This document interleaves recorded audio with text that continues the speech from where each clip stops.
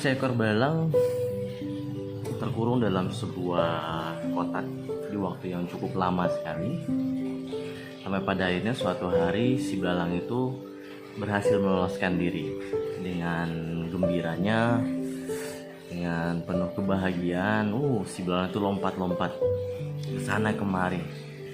Sampai suatu ketika si belalang itu menemukan seekor belalang lain yang lompatannya jauh lebih tinggi, dan si belalang itu semakin terheran-heran. Kenapa belalang itu bisa melompat setinggi itu? Tidak sama seperti si belalang yang terkurung dalam kotak sebelumnya. Sampai pada akhirnya si belalang yang sempat terkurung tadi mendekati si belalang yang lompatannya tinggi. Si belalang itu bertanya, "Kenapa kamu bisa seperti itu? Lompatannya tinggi sekali, jauh sekali. Sementara ukuran tubuh kita sama, dan rasanya usia kita pun tidak jauh berbeda." Sampai pada akhirnya si belalang yang melakukan lompatan tinggi itu tersenyum dan ya sedikit tertawa, menanyakan, "Kamu kemana aja selama ini? Semua belalang yang hidup di alam liar ya akan melakukan hal yang sama dengan saya. Lompatannya juga sama, jauhnya mungkin kurang lebih juga sama, tingginya untuk lompatannya juga mungkin kurang lebih sama." Sampai pada akhirnya si belalang yang terkurung dalam kotak sebelumnya itu tersadar bahwa selama ini karena terlalu lama di dalam kotak sehingga merasa bahwa batasannya adalah kotak itu, batasan lompatannya adalah kotak itu. Nah, dari sini kita bisa belajar teman-teman. Kadang-kadang kita merasa bahwa keadaan kita, kesibukan kita, aktivitas kita sehari-hari itu adalah sebuah kotak yang mengekang kita untuk membuat kita tidak bergerak bebas. Sehingga ketika melihat orang lain melakukan lompatan yang jauh, lompatan yang tinggi, melakukan eksplorasi, aktualisasi diri yang lebih dahsyat, yang lebih luar biasa, akhirnya terheran-heran karena kita terlalu lama berada dalam zona yang itu-itu saja. Kita terkurung dalam pemahaman yang itu-itu saja.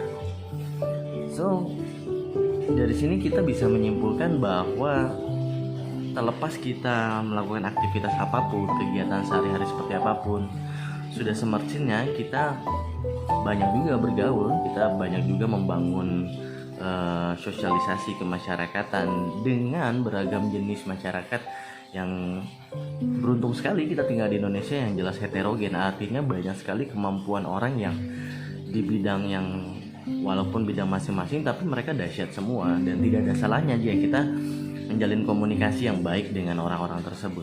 Karena esensinya semakin kita banyak belajar hal-hal yang baru di luar dari kebiasaan kita sehari-hari, maka kita akan bisa mengikuti alur ataupun cara hidup si orang-orang yang di luar sana. Bukan berarti kita pilih-pilih teman akhirnya kita membatasi kegiatan sosial kita.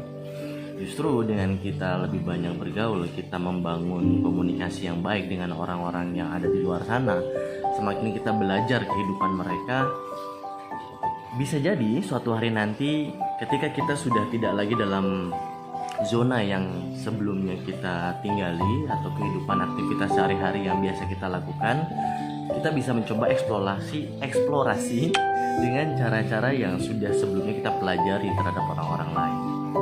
So, buat teman-teman yang sampai saat ini merasa bahwa hidupnya gitu-gitu aja dan merasa bahwa saat ini berada di zona nyaman, yuk kita sama-sama mengkaji lagi, belajar lebih banyak hal tentang hal-hal yang baru supaya kita tidak tertinggal, supaya kita tidak seperti belalang yang dalam kotak yang hanya skupnya hanya di situ-situ saja, supaya kita lompatannya menjadi semakin tinggi, lompatannya menjadi semakin jauh.